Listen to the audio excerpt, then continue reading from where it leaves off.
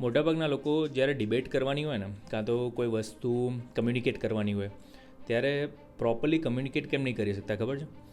કારણ કે એ લોકો શરૂઆતથી ચાલુ કરે છે કે તમારા સ્પાઉસ જોડે કંઈ વસ્તુ માટે તમારે કન્વિન્સ કરવું હોય કે ભાઈ કે ટ્રીપ ઉપર જવું છે, કે ઇવન સિમ્પલ વસ્તુ, રાઈટ, કે ભાઈ ડિશિસ ક્લીન કરાવી છે, કાં તો પછી કોઈ કલીગ જોડે એવું થતું હોય કે આ કામ એની જોડે કરાવવું છે, કે ડેલિગેટ કરવું છે.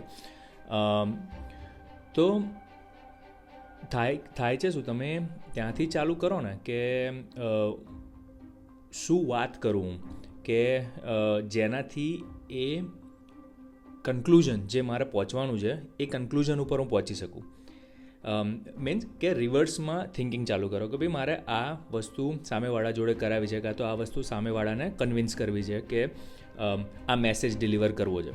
તમે પહેલાં અને એનું એન્ડ રિઝલ્ટ તમારે શું લાવવું છે, રાઈટ? એનું એન્ડ રિઝલ્ટ તમને ખબર હોય ને કે આ ટાઈપનું તમારે લાવવું છે, તમે ક્લિયર હોય એની અંદર, તો પછી તમે શું વાત કરશો ને એમાં તમને 200 ગણી 300 ગણી ક્લેરિટી વધારે મળી જશે. કેમ?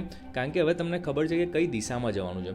મોટાભાગના લોકો શું કરે છે કે ભાઈ આઈને ટૉપિક ઓપન કરી દીધો અને એને મે બી એ ટૉપિકને કંઈ લેવા દેવા જ નથી.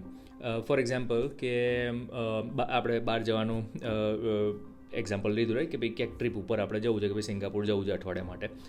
તો તમે આવીને સીધું પછી એવું જ ચાલુ કરો ને કે આ શું આખો દિવસ ઘેર બેસી રહેવાનું, ક્યાંય જતા જ નથી આપણે અંતને બધું, રાઈટ? તમે શું ચાલુ કર્યું કે ભાઈ એક એ ટાઈપનું ડિસ્કશન ચાલુ કર્યું કે જેમાં આખો દિવસ ઘેર બેસી રહીએ છે. ઓકે, એનો જવાબ શું આવે કે ભાઈ ચલો વીકેન્ડમાં આપણે બહાર જઈએ, કે ચલો ગાર્ડનમાં જઈએ, કે સાંજે આંટો મારવા જઈએ, કે બધા 1000 બીજા જવાબ આવે, રાઈટ?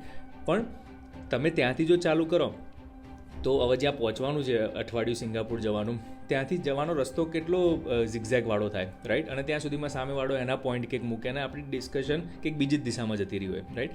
સેમ વસ્તુ જોબ પર બી થાય, સેમ વસ્તુ તમે ઇન્ટરવ્યૂ આપતા હોય તો બી થાય, સેમ વસ્તુ તમે ઇવન બસમાં કે એમાં ટ્રાવેલ કરતા હોય ને ત્યારે બી કોઈ માણસ જોડે તમારે એક્ઝેક્ટલી કરાવવું છે શું એ તમને ખબર હોય ને. ધારો કે તમારો કોઈ પ્રોજેક્ટ એવો હોય કે ભાઈ એમાં તમારે વધારે એસ્ટિમેટેડ તમે ઓછું કરી દીધું કે ભાઈ 3 મહિનામાં પતી જશે, પણ થયા હવે 4 મહિના.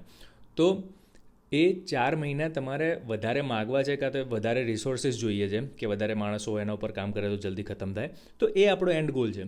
પછી તમે જો સ્ટેપ બાય સ્ટેપ ડિસ્કશન ચાલુ કરો ને કે ભાઈ ઓકે હવે એ એન્ડ ગોલ ઉપર કેવી રીતે પહોંચવું, તો તમે ત્યાં પહોંચી શકશો.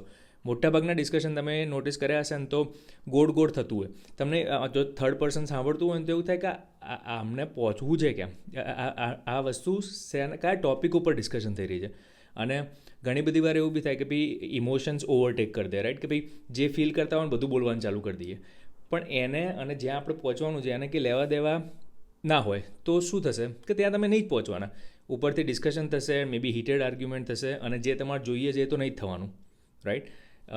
એટલે રિવર્સમાં ચાલુ કરો કે ભાઈ અહીંયા પહોંચવાનું છે મારે, હવે હું ત્યાં કેવી રીતે પહોંચી શકીશ. એમાં વચ્ચે ડિસ્કશનમાં બીજી બાજુ સામેવાળો લઈ જવાનો ટ્રાય કરે તો બી તમને જ્યારે ખબર હોય કે અહીંયા પહોંચવાનું છે તો તમે ડિસ્કશન ફરીને ત્યાં લાવી શકો.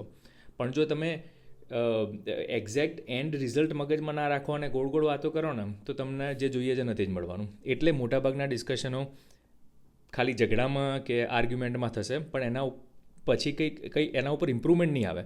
વર્સ્ટ કેસ સિનારીઓ એવું થશે કે ભાઈ તમે એ ટૉપિક ઉપર વાત કરવાની જ બંધ કરી દેશો, રાઈટ?